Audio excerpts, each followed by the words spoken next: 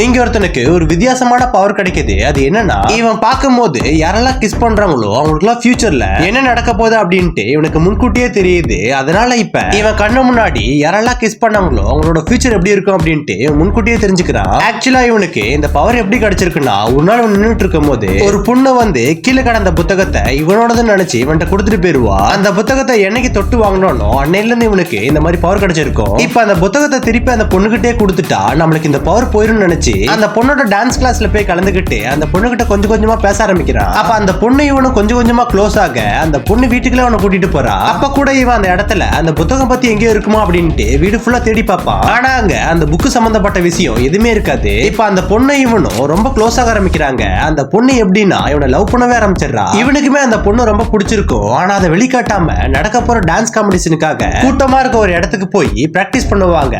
அப்ப கூட இவன் அந்த பொண்ணு கிட்ட உண்மை எல்லாத்தையுமே சொல்லிடலான்னு பாப்பான். ஆனா அந்த பொண்ணு அது எதையுமே கேட்காம இவன் கூட அப்படியே டான்ஸ் பண்ண ஆரம்பிக்கிறா. இவனும் அந்த பொண்ணோட சேர்ந்து டான்ஸ் பண்ணிட்டே இருக்கும் போது மெய் மறந்து அந்த பொண்ணை கிஸ் பண்ணிடுறான். அப்ப அந்த பொண்ணு ஃபியூச்சர்ல இறந்து போற மாதிரி இவனுக்கு ஒரு இல்யூஷன் வருது. அதை பார்த்தோன்னு இவன் பயந்து போய் அந்த இடத்தை விட்டு அங்கிருந்து ஓடி போயிருவான். அதுக்கப்புறம் அந்த பொண்ணு இவன் கிட்ட எவ்வளவுதான் பேச முயற்சி பண்ணாலுமே இவன் அந்த பொண்ணு கிட்ட பேசாம அந்த பொண்ணை அவாய்ட் பண்ணுவான். எதுக்காகனா தான் கிட்ட பேசினா அந்த பொண்ணு இறந்து போயிருவா அப்படின்ட்டு இவனே ஒரு இமேஜின் பண்ணிப்பான். ஆனா பார்த்தா இவன் அந்த பொண்ணு கூட இருந்தாலும் அந்த பொண்ணை விட்டு தனியா இருந்தாலும் நடக்கிறது எல்லாமே நடந்துகிட்டு தான் இருக்கு. அப்பதான் இவனுக்குமே புரியுது நடக்கிறது எதையுமே மாத்த முடியாது அப்படின்ட்டு. அதனால திரும்ப அந்த பொண்ணு கிட்ட போய் பேசலான்னு பார்க்கும்போது அந்த பொண்ணு இவனை அவாய்ட் பண்ண ஆரம்பிச்சிருவா. இப்ப அந்த பொண்ணு எதிர்பார்த்த மாதிரி அந்த பொண்ணுக்கான டான்ஸ் காம்படிஷனுமே வருது. அப்ப அந்த பொண்ணு மேல கலந்துகிட்டு இருக்கும் போது திடீர்னு பார்த்து அந்த இடத்துல மிகப்பெரிய ஒரு ஃபயர் ஆக்சிடென்ட் ஆயிருது. அப்ப அந்த பொண்ணு மட்டும் உள்ளதான் மாட்டிருப்பா. அதை தெரிஞ்சுக்கிட்ட இவனுமே வேகமா உள்ள போய் அந்த பொண்ணை காப்பாத்த பாப்பான். ஆனா இவனால எவ்வளவுதான் முயற்சி பண்ணியும் அந்த பொண்ணை காப்பாத்தவே முடியாது. ஏன்னா அந்த பொண்ணோட கால் ஒரு இதுல மாட்டிருக்கும். ஆனா இவன் அந்த பொண்ணை விட்டு போகாம அந்த பொண்ணு கூட அங்கேயே சாகலான்னு பார்க்கும்போது